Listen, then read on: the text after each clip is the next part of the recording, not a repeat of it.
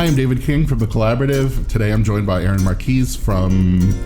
You got this. I believe in you. I don't think I have it. Contemporary Circus and Immersive Arts Center. There we go. And Cooper Stanton. Hello. Who's a trapeze artist. I am. I mean, this is a pretty cool podcast. Yeah, not your average podcast. Yeah, it is absolutely not your average podcast. And we were talking just before this about the idea that in this world of ours and this current system, people aren't incentivized to really pursue the things that they're interested in. And you guys are people who really pursued something that's unique and have talents that most people don't have. You're men of special skill sets. It makes for great party talk. Every time I go, I know probably you too, we go to something and you say, oh, I studied at the National Circus School. All of a sudden, it's everything else sort of stops around you, and now you've got to go into this whole speech about what that means. And it's. But who believes you initially? Everyone knows. You're so sincere. You're so sincere that no one thinks. Yeah. Okay. Yeah. I don't. People question it sometimes for me. Is that true? Yeah. Oh, I didn't know that. They don't always believe it because Wow. I think it's just the last thing they're expecting me to tell them I do for a living. Yeah. Mm-hmm. Oh, funny. I've never experienced that sort of doubt from someone. I think it just shocks them so much that they're like, I want to know more. But it's true what you were saying, though. We were talking about this, that we live in this time where people are discouraged to do what they want to do, and I think we both found this magical way to do that, and I think that's why the conversation stops, is because people are so mystified by this concept of, we went off and joined the circus, and circus itself is changing, is becoming an art form, and it's nice to have that conversation with people. I mean, I really enjoy being able to be sort of the front line of contemporary circus in a conversation with people at a party. So how did you both come to that place where this is what you wanted to do? How did it turn into something very real? I think I was always interested in circus, and even from, I think when I was about 6 years old, I saw one of the PBS specials of a Cirque du Soleil production, and I was really interested and drawn to it, but it wasn't until I was about 15 years old that I took an aerial class, which is like aerial climbing, fabric and different apparatuses, and that's when I found out through my teacher that you can actually go to a school for it, and it's not, it wasn't as mystifying or bizarre or foreign to me at that point. So then I realized that I could actually look up schools, find a place that worked for me, and just start training. And I mean, I grew up in the performing arts my entire life as a young actor, and I went off to New York City for a while, did playwriting and musical theater, and came into circus through a friend of mine who has an after-school summer program, and started teaching with him after I learned some from him, and went back to my second year of university and just said, I am not enjoying this, and came across the National Circus School's website and said, I'd love to go there. And my friend sitting next to me was like, why don't you? So 2 weeks later, I dropped out of college and off I went. But sort of the same story as Cooper. I saw Cirque du Soleil on Bravo when I was a young kid and thought, I'd love to do that. And I didn't realize that it was an actual option. I'd never processed that, oh yeah, people who end up in the circus, they have a training and a background, and they grow up doing something that brings them there. So for me, it was theater, and that's how I got into clowning. Was they're not very different, acting and clowning? Yes, and I think because of the fact that, and I also grew up performing, so I think we both already were looking at it from the eyes of someone who is on track for an artistic field that already is sort of a commitment. You know that it's I don't know, what is that? Like choosing to be a performer, choosing to be an artist, it's sort of a responsibility in a way. And circus was sort of just an extension of that, and then realizing that we could train, or for myself, learning that I could train for it was just okay, so now how do I channel what I've learned so far into this new, this unexplored area of my body and my creativity. I think that it's a very common story in the circus community, the contemporary circus community, where it's a lot of people like us who had a background in something else that allowed them to go into circus, and not necessarily what circus used to be, which was families. I mean, every so often you get someone who goes, oh yeah, I grew up and my parents were circus artists, but we're both first generation circus artists, and I think that's very common nowadays.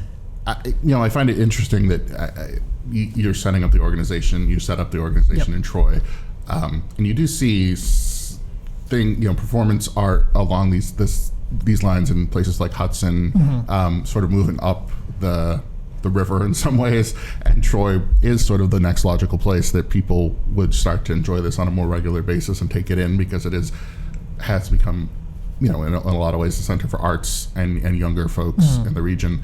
But what was the impetus to sort of establish it there and put it several things.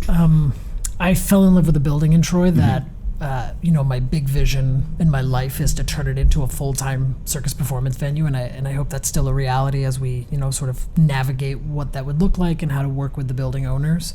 And then the more I looked at it, is Troy in general is the most logical place for the circus community. When you look at the circus communities that you have in Montreal, which is probably the hub of it in North America, you've got New York City just south of us, and then of course you have Boston, which has some circus going on, and up in Brattleboro, Vermont, there's actually an accredited circus program called the New England Center for Circus Arts. So they're only, what is that, hour 45 to Brattleboro, maybe? Google Map that, I'm not sure. So we're sort of in the middle of it all. It's easy to come down from Montreal and go to Troy and then keep going to the city, and that's sort of why we at the Contemporary Circus and Immersive Arts Center really push the concept of Troy being the next logical place for the circus community, because we can get shows coming from Montreal to stop in Troy and go on to New York or out to Boston, or even vice versa, and start to incentivize those companies to get them to want to be in the U.S. and North America a little bit more, coming from Europe. But I say this all the time. I feel like I live there. We just bought a house in Troy, my wife and I, and we both feel like Troy is the one city in the capital region that goes, yeah, we got a circus. That's our thing. So. I mean, I can certainly see that, and I mean, it is the city for younger artists who are getting their start and even buying homes. Yeah. And it's, we were talking a little off camera about this weird weekend I just had at Basilica Hudson, and they also see themselves as sort of the middle ground between New York City and Montreal, because Melissa Oftemar is from Montreal, and she has a wealth of friends who are performers of different ilks, including circus folks. So I wonder if there might be synergy there eventually. But yeah, absolutely. But Troy does seem to be the place that might, in a lot of ways, be this beacon for people who might not necessarily stop anywhere else between. Yeah, I think that's changing too, even more so now that now that I live here. I'm originally from the area, grew up here, went off to New York, as I said, in Montreal, but came back, and even during all that time that we've been here, which is I guess only 3 years, but we were coming back and forth when I was in school in 2014. Cooper had been here to work on some shows with us, just sort of helping out because he's from West Stockbridge in Mass, and Troy's changed so much. Yep. I mean, the downtown itself has changed, and it's sort of, everyone talks about this a lot, but, I saw it back in, 2002 and 2003, and I've seen such an incredible change in the city, and I don't think it's stopping. I think people are just excited about having a downtown that's walkable and having more apartments and more going on, and it is drawing all these younger people, which is fantastic, and older people who no longer have kids, who want to buy a nice 3-story townhouse. I mean, my experience when I was writing for Metroland right out of college, I had an editor who was very big on Troy, and it was the joke in the office. Yeah. It was like, this is not, Troy is the place where everything was closing at the time. I went there in college to go to Music Shack in high school. I'd always go to the Music Shack there over on River Street, and it closed, and it just felt like things, But then there was this undercurrent of creatives who were, even then, Troy Night Out was starting to get really big. But now I don't think, there's barely a conversation about which city is better for that sort of vibrant. Yeah. But anyway, I went away for. I was essentially reporting on the legislature and traveling to Manhattan all the time. And when I came back, it was night and day. I mean, and now you see it grow monthly, which I think is really exciting. So how do you see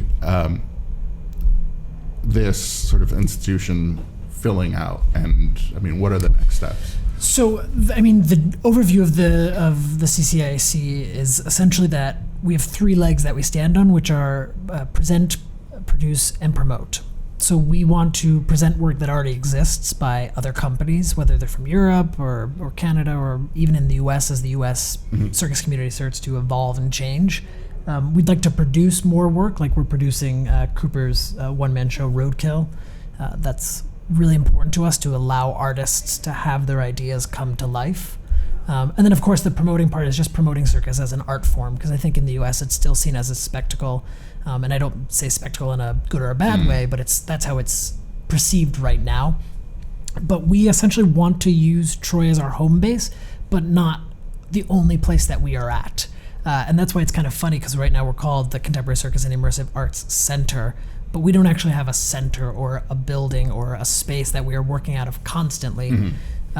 In the long run, we'd love to, but our vision is to be a circus and move around and do a show in Troy, but maybe do something in Saratoga or Schenectady or Albany, or go outside of the capital region, and certainly go through the state and through the US and internationally. We sort of want to be this ever evolving, growing, shifting, changing organization. And Cooper, tell me about the skill set that you need as a trapeze artist. I mean, it seems to me, by looking at you, and I hate to be too forward, but that it looks like your art has shaped your body in sense, and I mean, even your... Yeah, no, it definitely has. Going to... Interesting you didn't say that about my body. Kind of... You shape your body when you get dressed up. Yeah, I get you. I think that going into school with a lot of dance, I think my dance experience is what gave me such a strong, foot forward in the auditions. And when I went to the audition in Montreal, we were both at the same. Yeah, we auditioned the same year. Yep. And I think that they could see that I had training that would, transfer well to an aerial apparatus. And I'd never done swinging trapeze before the audition, so they tested me on it. I'm terrified of heights too. And so am I. Am I right? And I remember that at the audition. Well, they had me on a swinging trapeze. It was, I'm not sure how many feet above the ground that one is, on the 4th floor of the school, and it's looking out a huge set of windows into the parking lots, the 4th floor. So not only was I swinging through the air, but I was looking out into this parking lot that was even further down, and it was terrifying. But I sort of felt like I just had to. Okay, you got to do it. You can do this. Yeah, I need to train here. I need to get into this school, and I believe that they could see I had the potential. And then the training, of course, then gave me a whole new awareness of my body. And instead of it being more rooted in my legs, I sort of then it shaped the upper portion of my body to be this is how we hold ourselves in the air from one arm or from 2 arms, and then learning about that. And it definitely has changed my entire, my body awareness, how I hold myself. And but we were talking about this last night, actually. I just sort of connected this, that we were talking about, people working out at gyms and then circus artists working out. And what I think is so interesting about circus is you're working out to build muscles that you will be using constantly. So it's not to build muscle to show it off, which I think is something that some people do. That's why I do it. Yeah. There we go. Journalism has really shaped my physique as well. There we go. The chair is, That's what I loved. Even when I was at school, I mean, we had to do the exact same stuff besides our discipline. I still had to do the acrobatics and the stretching and the working out and all of that, even though I was doing clowning. And every muscle that we were building because we had to use it for the things that we had to accomplish. It was all function. Yeah, functional. Yeah, that's a good way to. That's a good word. Well, and that's the gimmick. I mean, that's what they tell you. You're going to do it at all these different fads of gym fads. But I mean, your life, I would assume, depends on these muscles functioning in that core sense, right? I mean, it's your job, it's your livelihood. I mean, it's especially really when you're in the air. I mean, right. Yeah. You got to catch the trapeze as you're swinging back. Right. Hopefully those muscles are ready. Yep. No, truly. And tell me a little bit about Roadkill. I mean, sure. Roadkill is sort of a project that I started having ideas for it about 4 or 5 years ago. I think 5 years ago. We talked about it briefly. Yeah. Maybe 2 years ago. It was sort of just like an idea that kept bouncing around in my head, and I was taking notes on it and just sort of developing this concept, which has definitely changed a lot from then to now. We started working on it, or we planned to present it. Yeah, so I was approached by Liz at the Art Center in Troy, who's been very supportive of me as an artist and sort of what I want to do with the circus in Troy, and asked if we wanted to submit a grant to New York State Council on the Arts, and we said absolutely. I didn't have an idea myself, but we had been talking, so I said, let's submit Roadkill and see what happens. Yeah, so we at that point we sort of said, oh, maybe we should start looking at this. Yeah, laying more concrete, planning for it. And it's just sort of then been a snowball, and it just kept rolling, and here we are now.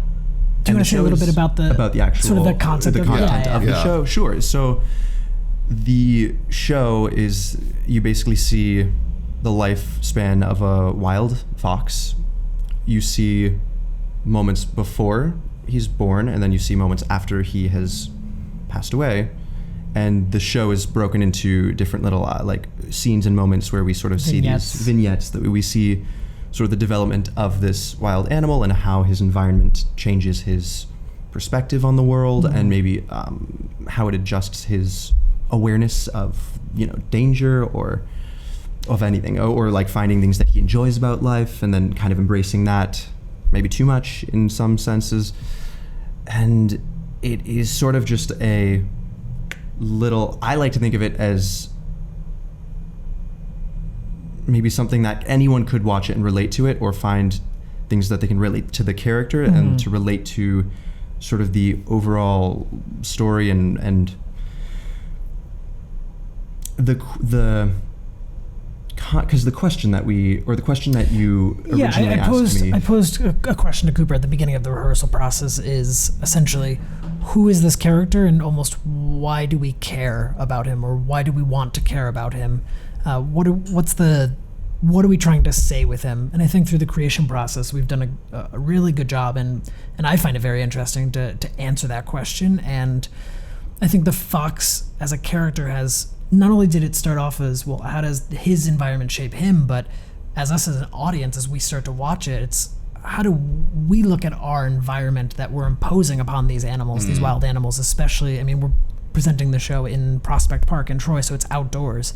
It's where animals live, but we've built this man-made park, and how do we influence their life? And I think that's an interesting viewpoint for the show. Yeah, for better or worse. Yeah, exactly. Also, just like how it affects their life. It's not necessarily a commentary on. Though I feel like you could look at it and you can see things in the show that maybe you have a reference for because you've seen, videos online of how we sort of have changed the planet with our, with the way we can be careless, or there are.